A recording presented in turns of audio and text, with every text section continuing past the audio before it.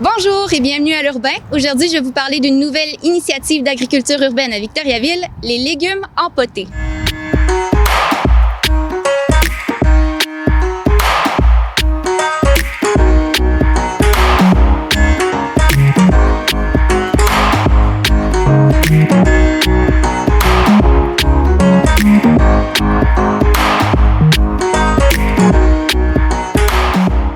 Bonjour Laura, tu nous présentes aujourd'hui un projet assez fascinant, un projet d'agriculture urbaine. Est-ce que tu peux nous en parler? Oui, dans le fond, les légumes en potée, c'est une initiative citoyenne fondée par environ une dizaine de jeunes qui a pour but d'apporter du soutien pour les personnes les plus affectées par la crise de la COVID-19 à Victoriaville en distribuant environ une centaine de bacs et du matériel pour faire son propre potager à la maison et tout ça gratuitement. Comment ça a commencé cette idée-là? En fait, c'est mon bon ami Vincent Boisclair qui a terminé son bac en environnement à l'Université de Sherbrooke, puis qui a décidé d'aller s'essayer sur le marché du travail à Montréal. Mais puisqu'il y a eu la crise sanitaire qui est survenue au même moment, il y a eu de la difficulté, donc il a décidé de revenir habiter chez ses parents. Puis il a constaté qu'à Victoriaville, qui est en fait un leader en environnement, n'avait pas encore de projet d'agriculture urbaine. Donc, a décidé de se lancer sur le projet et c'est de là que c'est parti. En fait, il est allé chercher un petit groupe de jeunes qui se connaissaient pas entre eux. Puis on a construit un comité par là, puis l'initiative est née. À Victo, on avait déjà tout le nécessaire pour créer un projet porteur d'espoir dans ce contexte qui est bien particulier. Un projet d'agriculture urbaine à Victoriaville, on avait tout le nécessaire parce qu'on a les connaissances, les compétences, puis l'implication communautaire qui existe déjà. Je pense ici au centre de recherche à l'INAB, qui produit de la documentation de très bonne qualité pour la communauté scientifique. Autant qu'au niveau des compétences, je pense à mes camarades et mes amis qui sont en agriculture biologique puis en agriculture urbaine. Au niveau de l'implication communautaire, je pense que les incroyables comestibles sont un exemple formidable, qui sont encore très actifs et ça depuis plusieurs années. Puis c'est sans passer sous le silence le très bon plan d'agriculture urbaine que la ville de Victoriaville a adopté, qui permet à des initiatives comme la nôtre de voir le jour, mais également à de futures initiatives d'agriculture urbaine de voir le jour. Comment concrètement ça va se faire, ce projet-là? En fait, on a eu certains partenaires qui nous aident là-dedans. On a le Carrefour Jeunesse Emploi d'Arthabasca qui nous appuie financièrement. On a la ville de Victoriaville qui va nous donner de la terre puis qui nous appuie aussi financièrement. On a Taking It Global qui nous appuie aussi. Puis on a d'autres partenaires comme Palco qui vont nous donner du bois pour la construction des bacs. Tout ça va se commencer par une phase d'inscription. Donc, on a distribué des formulaires dans la ville. Il va aussi avoir un formulaire en ville. Mais le formulaire papier, vous pouvez le trouver dans les organismes communautaires tels que la sécurité alimentaire, le support, puis d'autres organismes dans la place Rita Saint-Pierre notamment. Ensuite, une fois que les inscriptions vont être récoltées, nous, on va noter en fait les formats de bac qui ont été choisis par les participants et les participantes.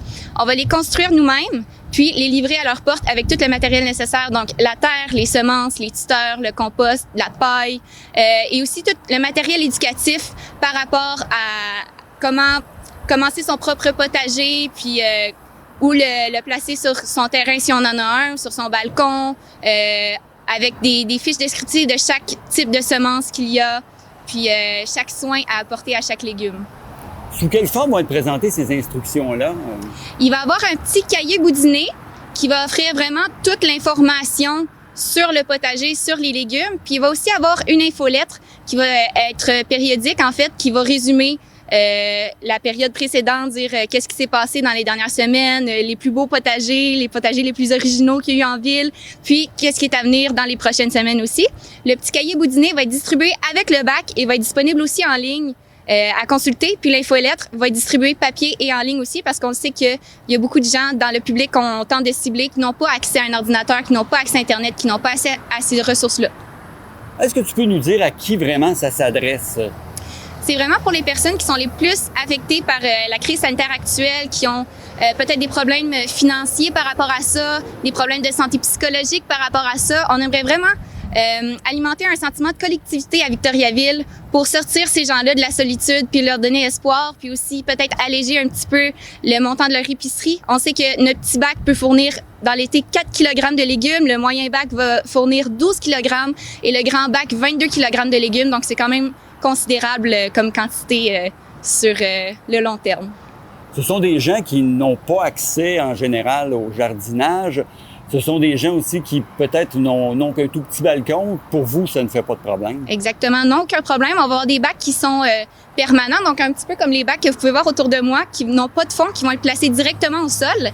Mais aussi, on va avoir des bacs qui vont être sur pied, donc qui vont être faciles à déplacer, qui peuvent se mettre sur un balcon facilement, se vider puis réutiliser l'année d'après. Donc, c'est vraiment pour être capable de toucher le plus de gens possible avec notre initiative. Là, vous commencez par la confection de bacs. Vous avez besoin de bénévoles, j'imagine? Oui, c'est entièrement bénévole. Nous, on fait ça de bon cœur parce qu'on a du temps à donner puis on est capable de le faire, en fait. Donc, c'est sûr, on va avoir besoin de bénévoles. On fait un appel pour ça.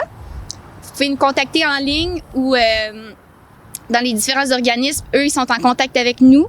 Donc, peut-être aller les voir directement.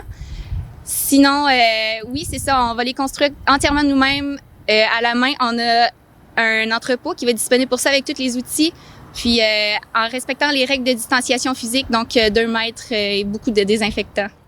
On pense pas que les légumes empotés vont réinventer le monde, mais c'est pour insuffler de l'espoir. Parce que l'avant-COVID puis l'après-COVID, ce sera différent. Le monde qu'on connaissait, ce sera pas le même. Mais c'est le temps de lancer des initiatives qui sont porteuses des valeurs qui sont, pour nous, les jeunes des légumes empotés, respectueuses de l'environnement. L'initiative sera basée sur l'entraide, la solidarité et le partage. On souhaite favoriser l'inclusion sociale et le sentiment de communauté. C'est pour ça qu'aujourd'hui, on lance les légumes empotés avec ces valeurs qui sont ancrées au sein de notre objectif qui est d'améliorer la sécurité alimentaire à Victoriaville et ça à l'aide de l'agriculture urbaine. Ça permettra aussi aux gens de se garder actifs physiquement et psychologiquement. Et ça, tout en conservant nos distances physiques. Maintenant, j'aimerais avoir une idée de l'échéancier parce que, bon, la saison du jardinage commence. C'est quoi les dates? Oui, donc les inscriptions sont déjà lancées. Si vous êtes capable de mettre la main sur un formulaire papier dans les organismes, on vous invite à le faire. Sinon, il y a le formulaire en ligne, comme j'ai dit précédemment. Mais présentement, on prend les inscriptions. Une fois que ça va être fait, on commence la construction des bacs le 6 juin. Donc, la fin de semaine du 6-7, puis la fin de semaine du 13-14, on construit les bacs. Dès que le bac est construit, on le livre directement avec tout le matériel chez le participant ou la participante. Cette année, c'est un projet qui est pilote. Donc, c'est comme une initiative qui se fait pour une première fois. On a une idée, on essaie de se lancer là-dedans, on n'est pas trop sûr qu'est-ce que ça va donner à la fin de l'été. Mais si jamais il y avait une avenue pour une pérennité pour le projet, peut-être que l'an prochain, si jamais ça s'adonnait, on pourrait faire plus de bacs, plus que 100 bacs peut-être, puis aller rechercher plus de monde encore. Puis c'est pour ça aussi les légumes empotés, le nom fait pas référence à la COVID-19 parce qu'on aimerait ça que ça perdure dans le temps. Donc, je pense qu'il y a toujours des gens qui ont besoin de ça à chaque année, COVID-19 ou pas. Puis ça peut toujours être un plus dans notre communauté victoriavilloise.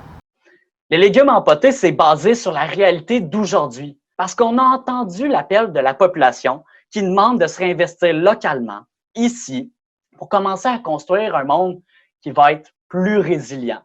Puis ça va passer, entre autres, par l'agriculture urbaine. Je pense qu'on l'a tout vu, là, en ce moment, il y a un gros engouement pour l'agriculture urbaine. Moi, j'ai lancé mon potager, j'ai agrandi le potager. On le voit probablement chez nos voisins, chez nos proches qui se lancent en agriculture. Mais pour bien des gens aussi, il y a des freins pour l'agriculture urbaine. Qu'on pense au niveau financier, le matériel nécessaire pour se lancer en agriculture urbaine est assez coûteux pour bien des gens. Il faut aussi le temps. Puis, il faut également les connaissances pour réussir à entretenir son potager. Les légumes empotés, finalement, souhaitent aider les gens qui sont limités, finalement, à se lancer en agriculture urbaine. Puis ici, je pense aux personnes les plus affectées par la COVID. On souhaitera aider, finalement, ces personnes-là. Et quand je pense aux personnes les plus affectées, je pense, par exemple, aux personnes monoparentales que ce sera peut-être plus difficile cette année financièrement. Ou encore aux personnes immunodéficientes qui devront rester confinées ou encore garder des distances physiques plus importantes pour une période prolongée, le temps qu'on trouve un remède. On le sait que ce ne sera pas nécessairement facile pour ces personnes-là, mais à travers les objectifs des légumes empotés, on souhaite aider ces personnes-là. On va réussir tout ça en offrant gratuitement, sans potager, aux personnes les plus affectées par la COVID-19.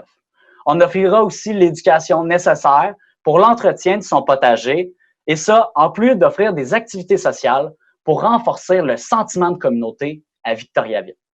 Parce que selon nous, aux légumes empotés, c'est pas parce qu'on est distancié physiquement qu'on pourra pas se rassembler collectivement cet été. Puis les gens qui en sont à leur première expérience de jardinage, vous allez leur offrir un certain support. C'est de quelle manière vous offrez ce support-là? Il va y avoir un groupe Facebook de soutien où est-ce qu'on va pouvoir répondre aux questions des participants et participantes. On a des professionnels en jardinage dans notre équipe qui peuvent aider. On a aussi différentes personnes qui sont prêtes à prendre des photos de leur potager pour partager, dire c'est supposé ressembler à ça cette semaine. Regardez vos haricots, mettez un tuteur pour être sûr qu'ils soient corrects. On va offrir des plans pour suggérer des façons de disposer les semences dans le jardin pour une production optimale. On va avoir aussi des petits concours comme concours du jardin le plus original, partager ensuite les photos des gagnants, leur offrir un petit quelque chose, faire des rallyes en ville, donc peut-être disposer son bac pour être visible de la rue, puis essayer de trouver, OK, le bac est peinturé de telle façon, où est-ce qu'il se trouve à Victoriaville, faire des activités comme ça, puis inclure toutes les différentes tranches d'âge aussi là-dedans. Là. Et puis, si tu avais un message à livrer à nos spectateurs là, en terminant, qu'est-ce que tu leur dirais? Ben moi, je dirais qu'il y a toujours de l'espoir, même si c'est stressant. Je pense qu'il faut regarder du bon côté, voir les ressources qu'on a à notre portée, puis profiter de ce moment-là pour prendre du soleil, puis passer du temps peut-être à distance physique, mais en collectivité, en jardinant.